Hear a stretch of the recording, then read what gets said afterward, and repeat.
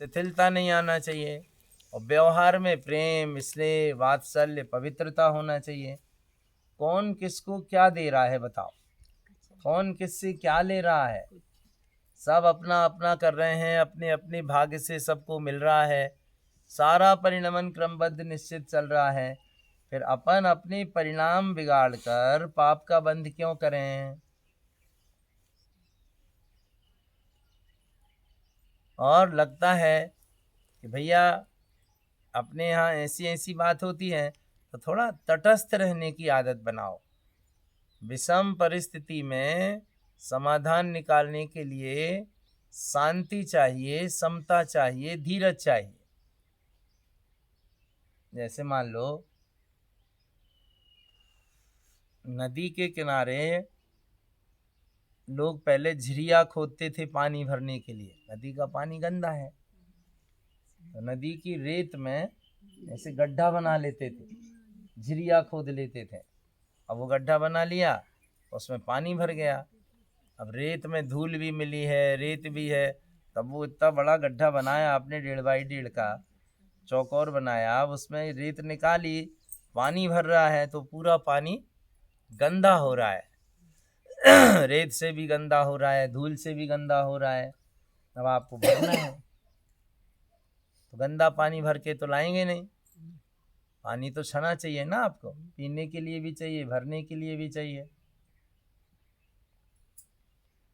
अब झिरिया में पानी मच रहा है, गंदा हो रहा है, और आपको पीना है, पानी भरना है, तो क्या करना चाहिए? ऐसे हाथ से पूरा निकाल दे, फिर वहां में नौ नौ पानी आने लगते। हाँ, तो वो भी गंदो रहे, आप पूरा निकाल दोते के बाद भी है। उपशांत हो जाए महाराज जी, जब तक है रखना चाहिए। उपशांत जब तक ना हो, यानी वो नीचे ना बैठ जाए, हाँ जब तक अपन को सबर रखना चाहिए। हाँ, इंतजार करना चाहिए।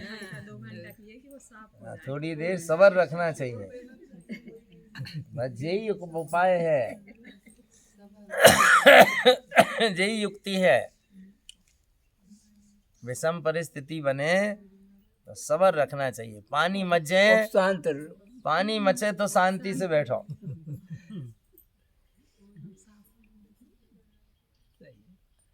लेकिन ऐसा नहीं कि कोई मचाते ही रहो और कहो तुम ही शांत बैठे रहो, हम तो मचाते ही रहे। ऐसा भी नहीं करियो। हाँ, नहीं तो लोग बाग क्या है, फायदा उठाते हैं कि भैया महाराज जी ने तो कह दी कि अब तुम्हें शांत रहने हैं, तो तुम शांत रहो, हमारा काम मचावे को है। ऐसा नहीं करना, खुद को भी विवेक से काम लेना है, क्योंकि ताली हमेशा दोनों हाथ से बजती है। तो अपने भीतर धीरज होना चाहिए, शांति होना चाहिए। और जब ऐसी कोई उदय की बात बने, कोई परिस्थिति बने, तो शांति रखने की ज़रूरत है। थोड़ी देर मौन हो जाओ, थोड़ी देर शांत हो जाओ, इससे समाधान मिलता है। पर यार नष्ट हो जाएगी, वो नष्ट हो जाएगी। उदय में आई है, आके चली जाएगी, और अपन बई में उलझे रहेंगे तो पानी और ज़्यादा मचता रहेगा। तो उलझना नहीं है। जो कोई पानी मचाए बाद मध्यस्थ भाव रखे महाराज। हाँ, बाकी प्रति मध्यस्थ रखो, लेकिन बाकी भी जिम्मेदारी के वो ज़्यादा नहीं मचाए। अरे तो अब वो मचा रहा तो मचान दो, अपन तो मध्यस्थ रहो महाराज। अब क्या कर दो कोई। पर गुरु महाराज तो यही कह रहे हैं कि देखो, परिणामों की संभाल सब जीवों की होना जरूरी है, अपनी भी जरूरी है और सब जीवों की भी जरूरी है। घर में रहना है, परिवार में रहना है, समाज में रहना है, कहीं जा तो सकते नहीं है छोड़ के, भाग तो सकते नहीं हैं।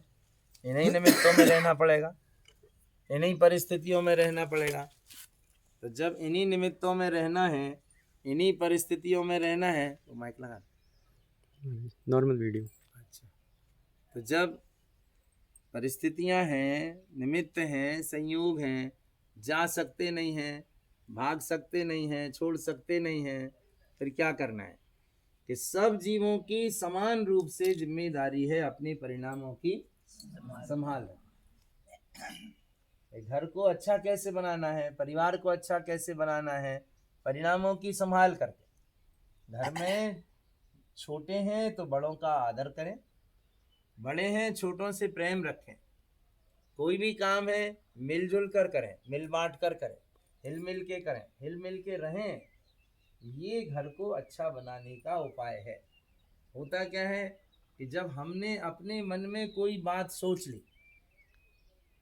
हमने अपने मन में कोई बात सोच ली और उसे करने के लिए हम पूरा प्रयास करते हैं, फिर काका जी से कुछ भी कह देंगे, फिर अम्मा से कुछ भी कह देंगे, भैया से कुछ भी कह देंगे। मतलब हम अपने ही विचारों को समझ रहे हैं, आपके विचारों को नहीं समझ पा रहे हैं। तो आवश्यकता इस बात की है कि सबके विचारों को अपन समझने की कोशिश करें, सबकी भावनाओं को समझने की कोशिश करें, बड़ों के प्रति आदर रखें, सबके प्रति प्रेम रखें। संसार में कुछ नहीं है, प्रेम से रहना, खाना पीना, बोलना, मिलना जुलना, बस यही है, इसके अलावा कहीं कुछ नहीं है। परिणमन सब जीवों का चल रहा है, कर्म के उदय सब जीवों के चल रहे हैं। अपन किसी में परिवर्तन बदलाव कर सकते नहीं हैं। जो होना है वो सब निश्चित अटल है। कुंद कुंदाचार्य ने आश्रव बंध अधिकार लिखा समय सार में, और ये लिख दिया कि ऐसा कोई भी जीव नहीं है जिसके अध्यवसाय रूप परिणाम ना चलते हों, जिसके रागादि रूप परिणाम ना चलते हों, और ये अध्यवसान रूप परिणाम ही बंध के कारण है। सामने वाला जीव बंध का कारण नहीं है, सामने वाले निमित्त बंध के कारण नहीं है, लोक में भरी कारमाण वर्गणाएं बंध की कारण नहीं है, अपना शरीर इंद्रियां मन बंध के कारण नहीं है। इनमें अपना जो अध्यवसाय रूप परिणाम है वो बंध का कारण है। पहलवान व्यायामशाला में व्यायाम कर रहा है व्यायाम कर रहा है। अब उसके शरीर पर धूल ज़्यादा नहीं चिपकती, क्योंकि शरीर पर तेल का मालिश उसने नहीं किया है तो थोड़ी बहुत धूल लगेगी, झड़ाएगा, झड़ जाएगी। और वो ही पहलवान जब तेल की मालिश करके व्यायाम करता है तो उसका शरीर धूल से लथपथ हो जाता है। कितनी धूल चिपकती है? तो धूल चिपकने का कारण क्या है? व्यायामशाला, ये धूल, ये व्यायाम करना। चिपकने का कारण क्या है? तेल है, क्योंकि स्निग्धता है। तो वो स्निग्धता उस धूल के चिपकने में कारण बनती है। ऐसे ही लोक में धूल भरी है कारमाण वर्गणाओं की। सारे संसार में कारमाण वर्गणाएं धूल की तरह भरी हैं, और अपन सब व्यायाम कर रहे हैं, क्रिया कर रहे हैं, आचरण कर रहे हैं, व्यवहार निभा रहे हैं। ये सब क्या है? व्यायाम ही है एक तरीके की। अब इसमें अपने स्निग्ध परिणाम होंगे, कसाय के चिकने परिणाम होंगे, तो कर्म का बंध होगा। और कषाय रूप स्निग्ध परिणाम नहीं होंगे तो कर्म का बंध नहीं होगा। तो चुंबक के समान है, जैसे अपन ने भाव करे वैसे ही कर्म होना है। बिल्कुल काका जी, बस इतना ही बात है भाई। जो चुंबक काय में है वे स्निग्ध परिणामों में है। जो रागादि रूप विकारी भाव हैं उनमें चुंबकीय ताकत है, वे कर्म की प्रकृतियों को खींचते हैं, आत्मा नहीं खींचती। आत्मा में तो कोई भाव नहीं। हाँ बच्चे ध्यान रखना, आत्मा तो पवित्र वस्तु है, आत्मा शुद्ध वस्तु है, आत्मा नहीं खींचती। खींचती क्या है? ये राग रूप परिणाम, अपनी मिथ्या दृष्टि के कारण अपने भीतर जो विभाव परिणाम चलते हैं, राग रूप परिणाम चलते हैं, ये स्निग्धता है, ये चिकनाहट है। कुल मिला के अपन ये कह सकते हैं कषाय परिणाम। क्योंकि तो ये पूर्व कर्म के अनुसार भाव होते हैं महाराज। ऐसा ही है, अपन ने जो पूर्व कर्म किए हैं, जो पुद्गल परमाणु इकट्ठे करे, उनके अनुसार भाव हो रहे हैं, उनको बेप्रकट हो रहे हैं, और अपन उनको अपना मान रहे हैं। बस यही अपनी भूल है। अपन उनमें जुड़ रहे हैं। हो तो वे पूर्व कर्म के उदय से रहे हैं, लेकिन जो भाव हो रहे हैं उनमें अपनी तन्मयता ना हो, उनमें अपना विभाव ना हो, तो वे आके निर्जरित हो जाएं। अब ये उनकी क्रिया अगर चल रही है, अपन अपन ज्ञान स्वभाविक ज्ञान से जान रहे गुरु हैं। महाराज ने क्या लिखा? कम सहावम क्षिपनम, कर्मों का स्वभाव क्षय होने का है। तो जो भी कर्म उदय में आ रहे हैं ये सब क्षय होने के लिए आ रहे हैं, फिर वे भाव कर्म हो या द्रव्य कर्म हो या नो कर्म हो, जो भी कर्म उदय में आ रहे हैं ये सब क्षय होने के लिए आ रहे हैं। पर अपन क्या करते हैं, और बांध लेते इन भावों में उलझ जाते हैं। और नमीन बन जाते हैं हमारे। नए नए नए बंधेंगे, बेछे भाई और उनके द्वारा नमीन बन बेछे नहीं हो पाए। यही तो बात है, वे उदय में आए क्षय होने के लिए, लेकिन अपन ने उनके निमित्त से और बांध लिए ना, तो वे मान लो एक दृष्टि से क्षय हो गए, लेकिन क्षय नहीं हुए। क्यों?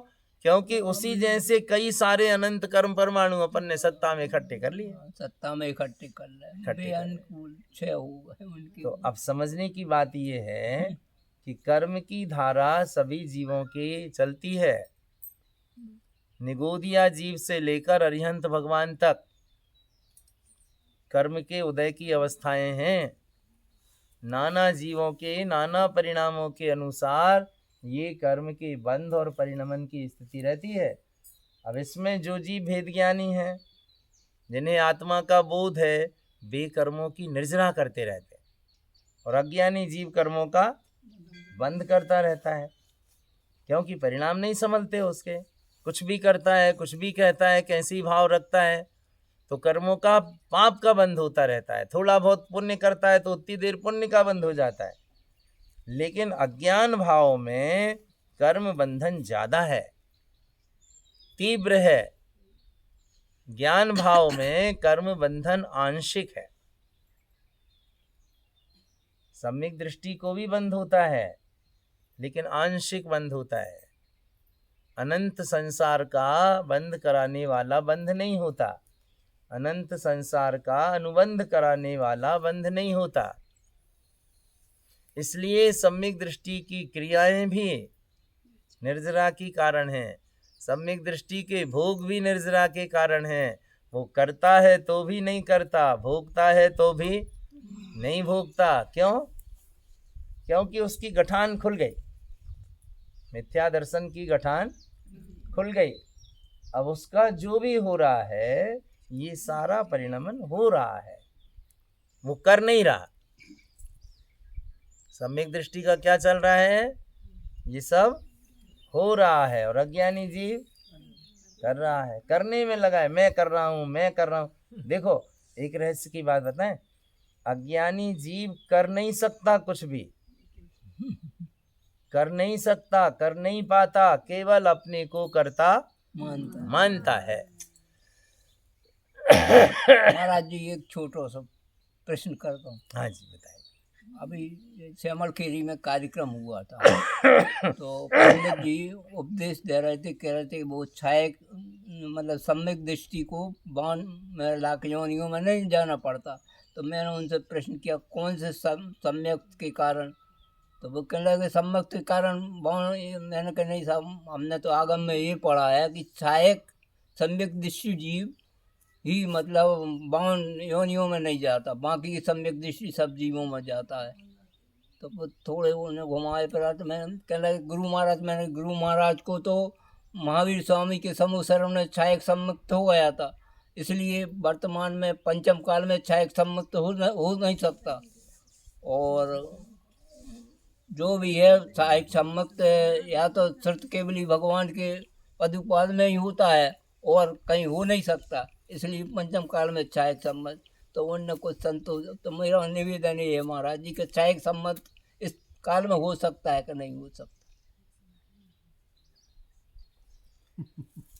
अगर किसी जीव ने पूर्व के किसी भाव में केवल ज्ञानी भगवान के पादमूल में बैठकर दर्शन मोहिनी की छपड़ा प्रारंभ कर दी है, तो उसे छायक सम्यक दर्शन आगामी किसी भी पर्याय में हो सकता है।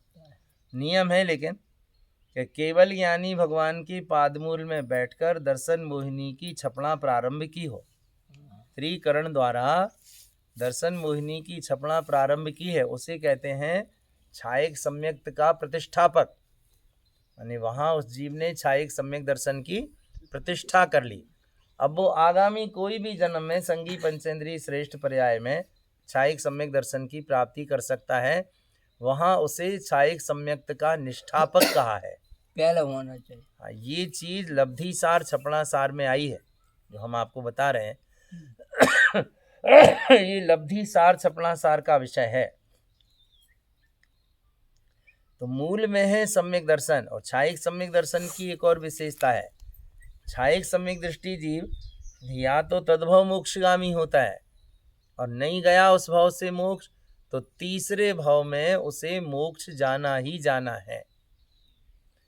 छायिक सम्यक दर्शन मनुष्य पर्याय में हुआ, तब यहाँ से उसे दो ही रास्ते हैं जाने के, या तो वो देवगति चला जाएगा या नरक गति चला जाएगा। मनुष्य गति भी जा सकता है, लेकिन अगर तीसरे भाव में मोक्ष जाना है तो या तो देवगति जाएगा या नरक गति जाएगा। तो देवगति में महाराज जी कौन सी गति हो जाएगा देवों में?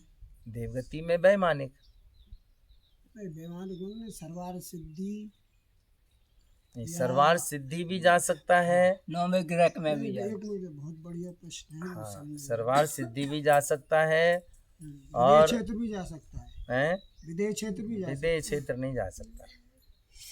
विदेह क्षेत्र जाएगा तो फिर तीसरे भाव से मोक्ष प्राप्त नहीं होगा उसको। जैसे राजा श्रेणिक का जीव है, अब उन्हें तीसरे भाव में मोक्ष जाना है, तो उस भाव से भी नरक चले गए और वहाँ से अगले भाव में मनुष्य पर्याय धारण करेंगे और यहाँ से मोक्ष चले जाएंगे।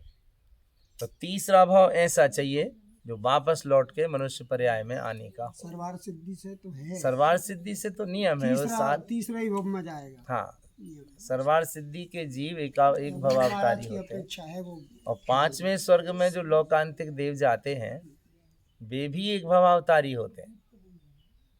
पांचवें स्वर्ग में जो लोकांतिक देव रहते हैं वे केवल तीर्थंकर भगवान के दीक्षा कल्याणक में उनके वैराग्य की अनुमोदना करने के लिए आते हैं। बाकी कोई मतलब नहीं है उनको किसी से, रमे रहते हैं, बाल ब्रह्मचारी होते हैं, तत्व की चर्चा में, श्रद्धा में, ज्ञान में पूरी तरह से रमे रहते हैं। तो सम्यक दर्शन की महिमा अपने आप में बहुत विशेष है, बस वो होना चाहिए। एक बार हो जाए फिर अपने को समस्या का समाधान नहीं करना, फिर समाधान सम्यक दर्शन करेगा। अपने को कुछ नहीं करना, फिर सारे समाधान वो सम्यक दर्शन ही करेगा। एक बार होकर जाए किसी जीव को, फिर जिम्मेदारी अपनी खत्म हो जाती, फिर कमान सम्यक दर्शन थाम लेता है। वो कहता है कि मैं आ गया हूँ अब तुम्हारे पास, अब तुम्हें संसार में भटकने नहीं दूंगा। महाराज जी कहते छन्ना लग गया। हाँ, छन्ना लग गया। एक बात और कहते थे, कौन सी रेलगाड़ी, तमिलनाडु एक्सप्रेस। उन दिनों में तमिलनाडु चलती थी, अब आजकल तो जी राजधानियाँ चलने लगी। तो वो केवल मुख्य स्टेशनों पर रुकती थी, बड़े बड़े राजधानी के स्टेशनों पर रुकती थी। तो वे कहते थे एक बार तुम बैठ तो जाओ उस गाड़ी में, फिर तुम उतरना भी चाहो तो उतर नहीं पाओगे। वो गाड़ी कहेगी कि उतर नहीं था तो मेरे पास क्यों आए, भाई मार ही रहते। अब तुम कहो कि मुझमें बैठ गए, अब मुझे मुरैना छोड़ दो, मैं तो नहीं छोड़ूंगी मुरैना, मैं तो सीधा दिल्ली ले जाके छोड़ूंगी। ना ग्वालियर छोड़ूंगी, ना मुरैना छोड़ूंगी, ना आगरा छोड़ूंगी, सीधा दिल्ली ले जाके छोड़ो। तो ऐसे ही सम्यक दर्शन भी मोक्षपुरी की रेलगाड़ी है। एक बार जीव इसको धारण भर कर ले, एक बार इसे स्वीकार भर कर ले, फिर काम बन ही गया समझ लो। और इतना ही काम करने के लिए, बनाने के लिए अपना जीव मनुष्य पर्याय में आया है। केवल इतना ही काम बनाना है। ये सब पर्यायी बंधन तोड़ो, कुछ नहीं रखा है इनमें। मैं मनुष्य हूँ, मैं स्त्री हूँ, मैं वृद्ध हूँ, मैं जवान हूँ, मैं बच्चा हूँ, सब भ्रम है। वो चैतन्य परमात्मा परम शुद्ध तत्व है।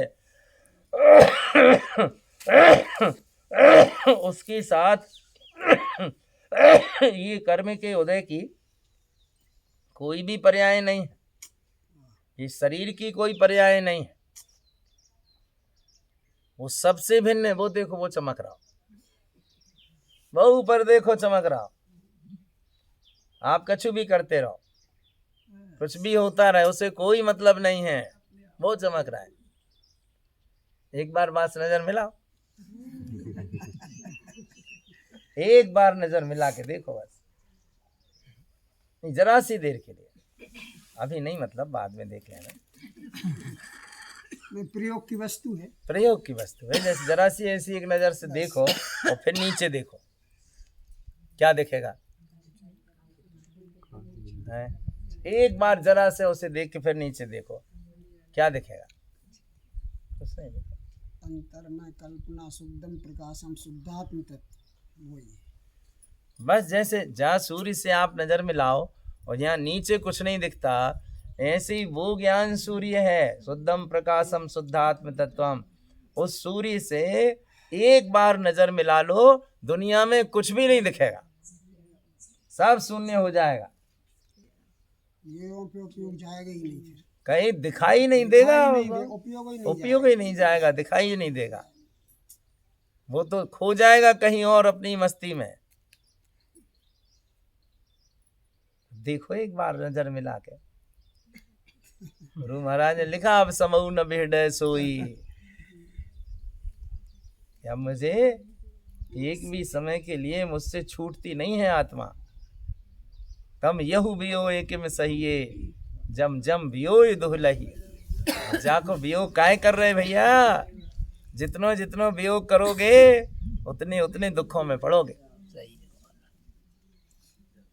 मैं पाए जिनवर आपनो, मैं पाए तार प्यारे आपनो, मैं पाए स्वामी आपनो। ये गुफाओं में बैठ के यही आनंद तो होता था। लोग झूम रहे हैं, आनंद ले रहे हैं, डूब रहे हैं। ये स्थान वही है। क्या आनंद था जब गुरु महाराज का 1565 में यहाँ चातुर्मास हुआ। कैसे आनंद की धाराएं बहती थी। यानी उनका वीतरागी व्यक्तित्व तो बिल्कुल ही अलग हटके था, सामाजिक नहीं थे वो। उन्हें मंदिर और ग्रंथ और चैत्यालय और श्रावक और दान पुण्य, इन सब चीज़ों से कोई लेना देना नहीं। कौन आ रहा है कौन जा रहा है, उन्हें किसी से कोई प्रयोजन नहीं रहता था। बैठे गुफा में तो बैठ गए ध्यान करने के लिए। अब राजा साहब आ रहे हैं, वे इंतजार कर रहे हैं तो करो। हमारे लाने राजा थोड़ी, हमारे लाने तो भगवान आत्मा है। उनकी नज़र में राजा रंक सब एक समान थे, सब भगवान थे, किसी को कुछ नहीं मानते। यही तो दशा है। आनंद इसी में है। पर उस अवस्था में पहुंचे तब ना मारा। अब काका जी पहुंचने तो पड़े भाई, तभी तो काम बने। जब तक ना पहुंचे साहब तो महाराज जी, जब तक ना पहुंचे तो पाप से बचने के लिए स्वभाव तो करना जरूरी। सही बात है। दान पुण्य परोपकार ये तो हाँ, सब बिल्कुल। होना चाहिए। बिल्कुल, जब तक बाद दशा में नहीं पहुंचे, जब तक बीतराग दशा को प्राप्त ना हो तो मध्य अपन उस दशा में ना हो पहुंचे तो दान पुण्य क्रिया ये सब, हाँ अच्छा व्यवहार जरूरी है। मना किसने किया है इसका? हाँ, जब तक शुद्ध इसमें के, अपनी जो एक रुचि है कि ये मैं करता हूँ, इसका मुझे करना है, हाँ, उसके वो ऊपर है। कर्तापना नहीं आना चाहिए। आसक्ति नहीं होना चाहिए करने के बाद। क्या रहता मैंने है, क्या किया, कितना जैसे किया, कर्तापना रहता है ना, करना है। कर्ता भाव रहता है, तो कर्तापने में जीव क्या मानता है कि मैं पाप कर रहा हूँ, मैं झूठ बोल रहा हूँ, मैं हिंसा कर रहा हूँ, तो पाप में करता है। अब मान लो वो पाप छोड़ के और पुण्य करने लगा, व्रती हो गया, त्यागी हो गया, दान करने लगा, अच्छे काम करने लगा, तो जो उसकी कर्तापने की मान्यता पाप में जुड़ी थी कि मैं पाप कर रहा हूँ, मैं हिंसा कर रहा हूँ, मैं झूठ बोल रहा हूँ, वो यहाँ आ गया तो यहाँ भी फिर वही मानता है मैं व्रत कर रहा हूँ, मैं तप कर रहा हूँ, मैं दान दे रहा हूँ, मैं धर्म कर रहा हूँ, मैं जाप कर रहा हूँ, मैं योग कर रहा हूँ। तो वो मैं पना है ना, जो वहाँ जुड़ा था पाप में, वही मैं पना उसका पुण्य में जुड़ा रहता है। वो अज्ञानता है। हाँ, गुरु महाराज ने कितना सुंदर सूत्र दिया है, पुण्य पाप प्रक्षालित। वाह, आनंद। चौथे गुण स्थान में तो महाराज जी, गहरा अर्थ बता दो महाराज जी जरा। चौथे गुण स्थान में तो महाराज जी भूमिका के कैसे अनुसार होगा दान पुण्य प्रक्षाल? तो होता है। होता है ना। हाँ, अगर नहीं हो तो वो चौथे गुण स्थान में भी नहीं है। आएगा, उसके लिए कौन विरोध कर रहा है? आएगा वो। होता है। चौथे गुण स्थान में भी सम्यक दृष्टि की शुभ क्रियाएं सहज होती हैं, सहज होती हैं, करता नहीं है। मानता नहीं पर हाँ। होते तो जरूर अरे है। उनको मानता अपने भाव नहीं सबसे उत्कृष्ट पुण्य तीर्थंकर भगवान को होता है। सबसे उत्कृष्ट पुण्य तीर्थंकर भगवान को होता है। और जिसको एक बार सम्यक दर्शन हो गया, वहां से फिर पुण्य की वृद्धि होती जाती है, हाँ। कम नहीं होता। वो धर्म फिर पुण्य की वो बन जाता है मशीन, कि धर्म की मशीन में आप बैठ गए तो पुण्य का सारा अगर वैभव पुण्य ना बाहर हो तो बकता है। महाराज जी तो अपन जब संप्रदाय में ही जन्म ना लेते। ये सही सब बात। पूर्व पुण्य के कारण ही है। लेकिन जिनमानी पर समझने का ये है कि पुण्य के उदय से तो मिला है, लेकिन ये उपादेय नहीं है। इस पुण्य की भूमिका में बैठकर अब डुबकी लगाना है, उसके लिए मिला है ये। हाँ वही तो है। कि पुण्य के उदय से ट्रेन मिल गई तो मंजिल पे पहुंचने के लिए मिली है, ट्रेन में सोए रहने के लिए नहीं मिली। नहीं पता चले कि जहाँ उतरने भाई नहीं उतरे, सो गए, सो अगले स्टेशन पे पहुंच गए। अगर पुण्य से ही सेनन शरीर अच्छा होता है और शरीर के माध्यम से आत्म कल्याण होता है। सही है महाराज जी, अब आपके पास तो पैसा नहीं है, पुण्य नहीं कर रहे हैं। जग को दे दी जग की निधियां। हाँ, आहा, ये सबसे बड़ा पुण्य है। सबसे बड़ा पुण्य ये है। ये सबसे बड़ा पुण्य है। वही तो, ज्ञानियों के पास पैसा कोई ना है, आदमी उन्होंने आपको साधना पैसा करना दे, है। कोई आदमी पैसा दे तो वो पुण्यात्मा है, ऐसा अकेले पैसे से ही पुण्य का संबंध नहीं है। पैसे से अकेला पुण्य का संबंध नहीं है। अपन समता शांति में बैठे हैं, ये पुण्य है। आज गुफाओं पे बैठे हैं, ये पुण्य है। अच्छे परिणामों से पुण्य है। अच्छे परिणामों से पुण्य है। ये तत्व चर्चा कर रहे हैं यहाँ बैठ के, ये पुण्य सुन है। रहे हैं, कर रहे हैं। बिल्कुल। लोभ कसाय कम करने के लाने पैसे का दान दिया जाता है। ऐसे ही है महाराज। हाँ ऐसा ही है, बिल्कुल सही है। इसलिए देना चाहिए। दो भाई, जितना देंगे उतना लोभ कम होगा, पक्की बात है। जितना देंगे उतना लोभ घटेगा।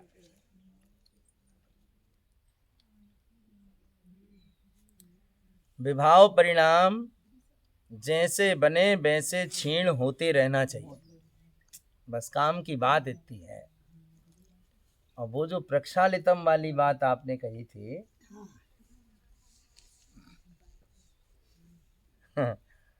प्रक्षालितम का बड़ा गहरा अर्थ है। प्रक्षालित कर देना। दिगंबर समाज में लोग प्रतिमा जी का हाँ, प्रक्षालन करते हैं। लेकिन गुरु महाराज ने प्रक्षाल कैसा किया? हाँ, तो हम उसको आपको बता के यही सब बातें देख के तो उन्होंने लिखी ये सबरी चीज कि उसको वो करते हैं।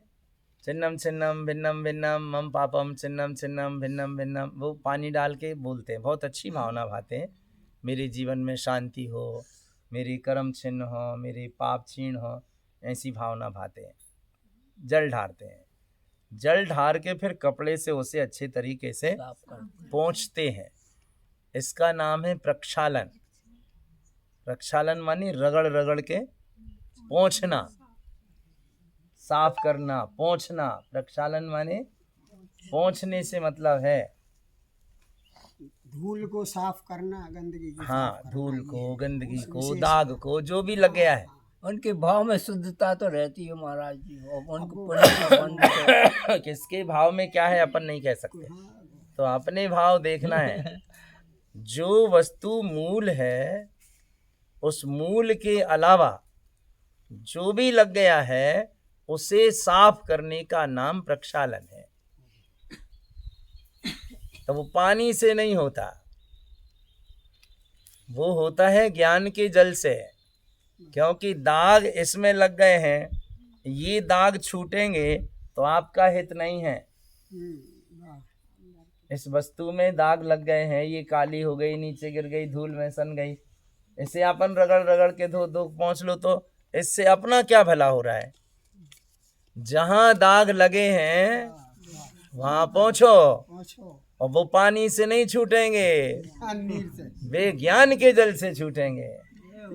इसलिए गुरु महाराज ने लिख दिया ज्ञानम स्नान पंडिता, ज्ञानी ज्ञान में स्नान करता है और फिर रगड़ रगड़ के पहुँचता है विभावों को। कितनी चीजें, प्रक्षालितम मनश्चपलम, 3 कर, मन की चंचलता, राग द्वेष, विभाव परिणाम, अशुद्ध भावना, 4 कषाय, 3 मिथ्यात्व, शल्य, कितने सारे परिणाम। इन सबको रगड़ रगड़ के ज्ञान के जल से, पानी से नहीं, मिथ्यात्व पानी से नहीं छूटेगा। पंडित पूजा महाराज जी 28वीं गाथा है बाको, उनने बहुत अच्छा। अरे वो तो एक एक गाथा में अमृत है, एक एक गाथा में अमृत है। अपन 28 गगरियां भरी धरी हैं, आप कौनों गगरिया से निकाल लो काम बनने, 32 धरी हैं। अध्यात्म मानेगा एक सूत्र पर्याप्त, बस समझ में आ जाए तो एक ही सूत्र पर्याप्त है, कुछ नहीं करना। इतना ही पकड़ लो कि ज्ञान के जल से धो धो के साफ करना है बस। ज्ञान के जल से माने भेद ज्ञान, तत्व निर्णय का अभ्यास, वस्तु स्वरूप का अभ्यास, श्रद्धान ज्ञान, अपनी आत्मा की सूरत रखने की कोशिश, इसका नाम ज्ञान स्नान है। और इससे आत्मा में लगे विकार छूटते हैं, और जब ये विकार छूटते हैं तब भगवान का दर्शन होता है। भगवान बाहर नहीं है। अब तो अध्यात्म की चर्चा और अध्यात्म के मार्ग में लगने वाले लोग भी ढीले पड़ रहे हैं। इन्हें भी पर में परमात्मा दिखाई देने लगा है, इन्हें भी पर में भगवान दिखने लगा है। कुछ जीवों को, सबकी नहीं कह रहे हम, कुछ जीवों को थोड़ा उन्हें ऐसा लगता है अरे ये भी तो सही है, वो भी तो सही है, वो भी तो सही है। ये विनय मिथ्यात्व है, ये धर्म नहीं है। अध्यात्म के मार्ग में एक आत्मा की श्रद्धा ज्ञान, जैसे भगवान महावीर है तो महावीर की पूजा करने से मार्ग बनेगा कि महावीर ने जो कहा है उसे स्वीकार करने से मार्ग बनेगा। जैसा उन्होंने कहा वैसे ही मानना पड़ेगा। पूजा क्या है? बाहर की क्रिया करना पूजा है या पूज्य के समान आचरण बनाना पूजा है? तो भैया अपने नगर की गरिमा बचा के रखो, अपनी मर्यादा, अपने संस्कार बचा के रखो, क्योंकि लोग चर्चा करने में देरी नहीं करते, जरा सा देखते हैं और चर्चा बहुत बड़ी करते हैं। इसलिए तो अपनी समाज में अस्थाप और तिलक की परपाटी चली। तो हमारी बात को बहुत गंभीरता से लेना। हम जो बात कहना चाह रहे हैं आप सब समझदार हो, बुरा मानना मत, क्योंकि हमारा बुरा लग जाए आपको, ऐसे कोई अभिप्राय से कहने का कोई भी उद्देश्य नहीं है। बस उद्देश्य ये कहने का है कि आप पढ़ रहे हो जो कदापि गुरु तार को नहीं हो तो अवतार, मिथ्या भव सागर। तो इस बात पे थोड़ा गंभीरता से विचार करना कि अपन कह क्या रहे हैं और कर क्या रहे हैं। बस इतना ही विचार करने का मैटर है, इतना ही समझने का विषय है, क्योंकि ये रास्ता बहुत अलग हटके है। ये किसी से लेने देने का या बाहर की क्रिया का, पूजा पाठ का मार्ग नहीं है। ये आत्मा की साधना का मार्ग है, श्रद्धान ज्ञान की प्रधानता से होने वाला मार्ग है। तो इसे अपन सही अर्थों में बनाने का प्रयास करें। इसे जैसा है वैसा रहने दें। अगर इसकी उन्नति और विकास अपने से ना हो सके तो कम से कम अवनति और विकार विकृत मार्ग में न जाने की कोशिश ना करें। इसे इसमें कोई भी गंदगी आए ऐसा प्रयास ना करें। ये अपनी सबकी समान रूप से जिम्मेदारी है। तो मार्ग को समझें। ये तो गुरु बाबा का स्थान है, यहाँ गुरु महाराज रहे हैं और आप पढ़ते हो धन्य धन्य गुरु तार जी, तारण तुमरो नाम, जी नर तुमको जपत हैं। कहाँ जाना, क्या करना? देने वाला दाता घर में बैठा है, देने वाला दाता घर में बैठा है। कहाँ देख रहे हो? किससे याचना कर रहे हो? किससे मांग रहे हो? देने वाला भगवान भीतर तुम्हें बुला रहा है। वो ही देता है, वो ही दाता है, वो ही भगवान है, वो ही सबसे बड़ा दातार है। तो ऐसे श्रद्धा विश्वास के साथ अपने जीवन को अच्छा दृढ़ बनाएं। बच्चों को भी इसी पंथ के आमनाए के संस्कार दें ताकि वे भी अच्छे बने। बाहर जो बच्चे जा रहे हैं पढ़ने के लिए, उन्हें भी उन संस्कारों की गांठ बांध के नियम दिला के बाहर भेजो कि बेटा ये अपना मार्ग है ज़िंदगी में, इससे बाहर नहीं जाना, इससे बाहर नहीं भटकना। नहीं भी बाहर गए फिर बाहर के ही हो जाते हैं। आपसे गए, आपकी मुट्ठी से खिसके, फिर आपके परिवार से गए। तो संस्कार उन्हें भी दो जो बाहर जा रहे हैं, संस्कार उन्हें भी दो जो घर में आपके साथ रह रहे हैं, और अपने संस्कारों को भी पक्का रखो, तब तो बच्चों में संस्कार बनेंगे। तो हमारे कहने का भाव समझना, अपने जीवन को अच्छा आनंदमय बनाना है, आत्म कल्याण के मार्ग को प्रशस्त करना है। बस यही गुरु महाराज की हम सबको मंगल निर्देश है। श्री गुरु महाराज की जय।